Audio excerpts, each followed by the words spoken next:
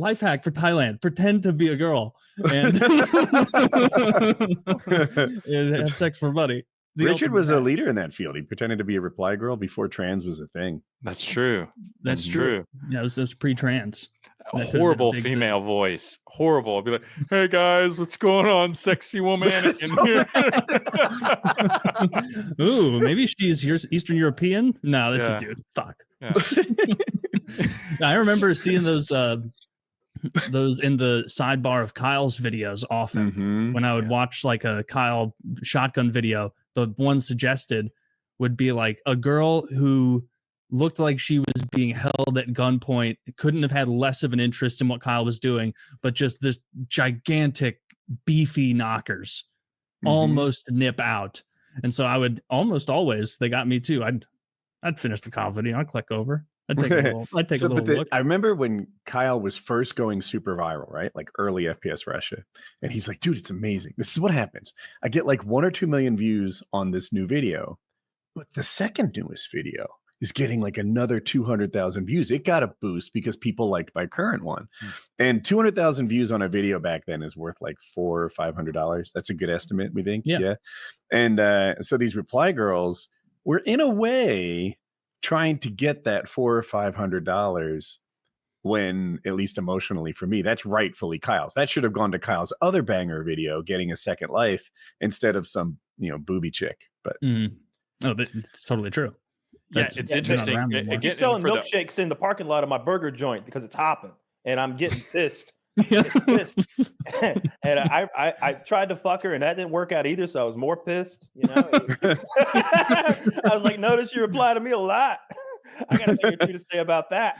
And she didn't think that was funny. She didn't get the joke, and it didn't help me. I am in Ukrainian shipping container. And they got to go. They just live in Poland, and fuck. Yeah, there was one from South America. There was one that was American. It's interesting because you see these. It's really funny. They're like like Charlie James, 1975 or whatever. She was like the original fitness chick on the internet, like before Instagram had the thoughts out there and everything. She was the fitness person doing the provocative. Fit, right? Like just perfect. Oh, insanely fit. And but all of her videos were extremely provocative and angles and stuff like that. Hell yeah. And then you think about like those reply girls and stuff, like they kind of predated the OnlyFans managers and stuff, because they clearly had some type of management, be it boyfriends or whatever, because I found out relatively quick, and because I know they weren't sophisticated enough to do the types of bot attacks that they were doing. So they would do everything from flagging to dislikes and stuff like that. Oh, never got botted. That's me. Yeah. Do you guys remember Heat Check? I think that was his name. It's something close to that. The right-haired guy. He made really, really bad videos. They were mostly yo mama jokes and not even remotely funny, with animated in the background. However, he had this network that people opted into that he was able to control what those channels did. So he made a video, and I can't overemphasize enough how bad the videos were. They were never content that you would like willingly like go viral or like build a following, but he would be able to get thousands of favorites on his own videos by controlling this network of channels. And that would put him on the YouTube front page, which is a way to get there at the time. So everything he did got millions of views, and it was all really low effort stuff. He basically found a money printing machine until YouTube stopped it. Yeah, YouTube's really good about finding those outliers who are optimizing for very specific algorithmic exploits. I think the click-through rate was a good example. A favorite one's definitely one.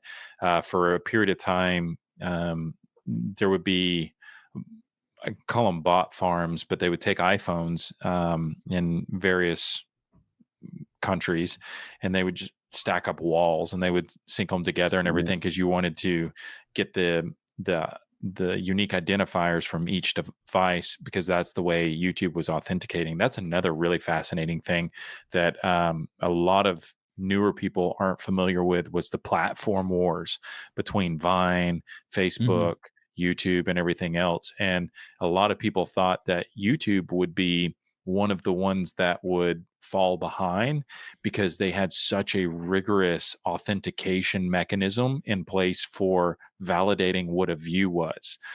Whereas Facebook, when they brought video to their feed, they had a very weak authentication mechanism. So if you would upload to YouTube, you might get, say, 200,000 views. You upload to Facebook, you get 20 million views.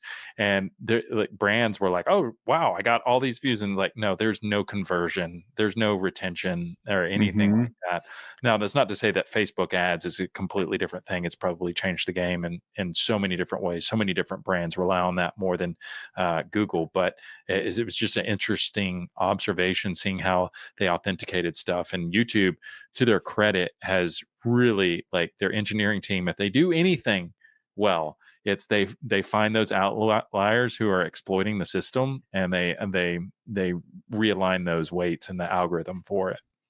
Vivo and everything else, and that recommended homepage experience, and just how much influence the platform has in being able to be a kingmaker in a lot of different ways, as well as, you know, algorithmically hijacking certain things. Like I had a Reply Girl channel most people didn't know about back in the day, because, you know, I'm very much a student of a lot of these different things. I like experimenting with different things, much like I have in artificial intelligence and blockchain and stuff like that. I had a Reply Girl channel back in the day where I would take really busty woman mannequins, and I would do the annoying orange garbage mask around my mouth, and I would do voices for the girls, and I would go on Google search trends, and I would figure out which videos were going to have a higher probability of being on the YouTube homepage, and I would do a reply to them, because the click-through weight on search and related was so high algorithmically. And then you saw this whole kind of world of Reply Girls. And for me, I was like, okay, are they like ripping like my videos and like seeing which one? So I even did tests on that. So I took some videos, and I remember the videos exactly what they were too. It was the BMW car, like invisible car or whatever, where they had cameras on the car that projected the other side of it, so it looked invisible, and it looked like that had the probability to trend, but it didn't. It wasn't getting any traction, and so I did a reply to that just to see if they would copy it. Sure enough, they did. So it was really cool, like doing these experiments just to see algorithmically the different weights that different platforms would put on, you know what it is different now? products. What is it?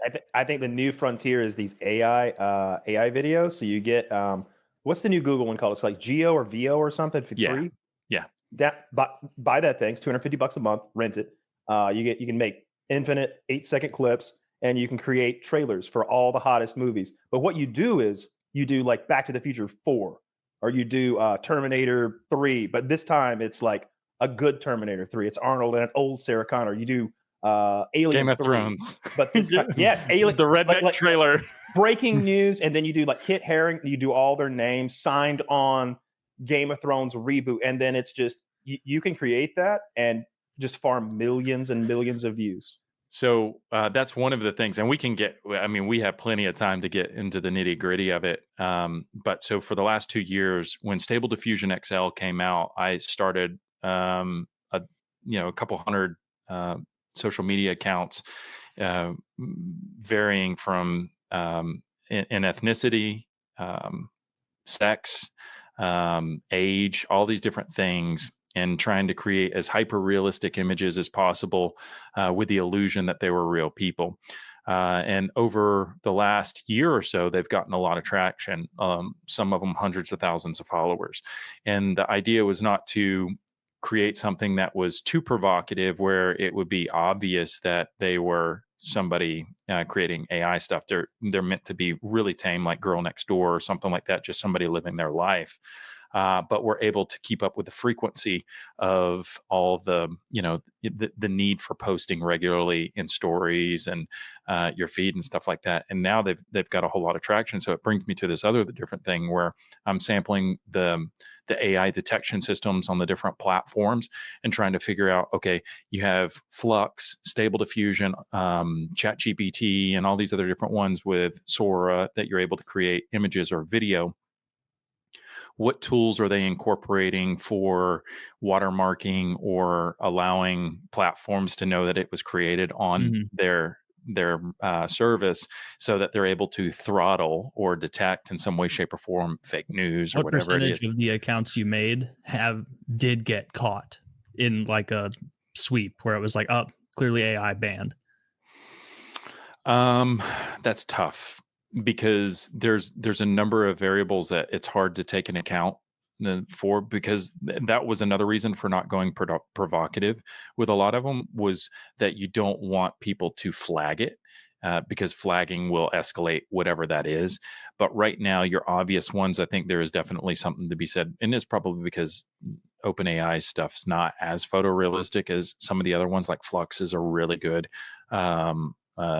diffusion model for images and stuff like that. But Pika with video, and there's so many out there.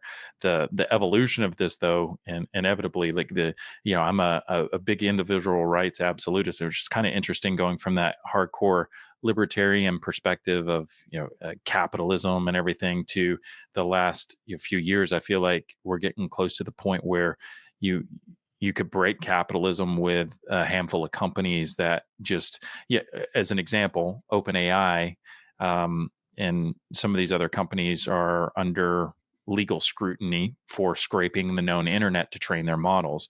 And so we need to have these conversations about, if a company takes and creates a product that leverages a user either with their consent or not, but uses their information, their IP or whatever against them, what happens when you start displacing those people in their jobs based off of training the product with their information? It's like that it's kind of screwed up. And so probably not a good answer to that yet. Like, no, tamp down on the AI companies. Well, so when you get into the humanoid robotics component, be it with Figure or Optimus and stuff like that, if you're able to take and leverage a worker's, I guess technically it's not their IP, but it could be if they're using these things. We have to have these real conversations about, is Google a monopoly? I think for most people, executives and stuff, like, oh no, or politicians, no, they're not. Whatever. Every consumer, you're like, fuck yeah, they're a monopoly. Like, they have the number one and the number two search engine out there, Google search and then YouTube. And when you look at things that, I'm very passionate. Had I had a little bit more notice, I would have had a free FPSRussia shirt on today or something, because I feel like there's certain you should sell this. Right. There's some issues with platforms taking a political stand for something that is an individual's right, especially within the U.S., be it constitutional right to free speech or right to bear arms. And, if COVID showed us anything, and like the suppression of someone's voice or through algorithmic whatever, to firearms and not allowing content creators to monetize it, you de-weight those algorithmically in search and reveal. You make them taboo from a society perspective, and it it has an impact, I think, long term on the youth and what's acceptable growing up and everything. So for me, I felt compelled, like if I were to look back, and some of these thought exercises that I do in the book were meant to make me, I don't know, question things, maybe a future version of myself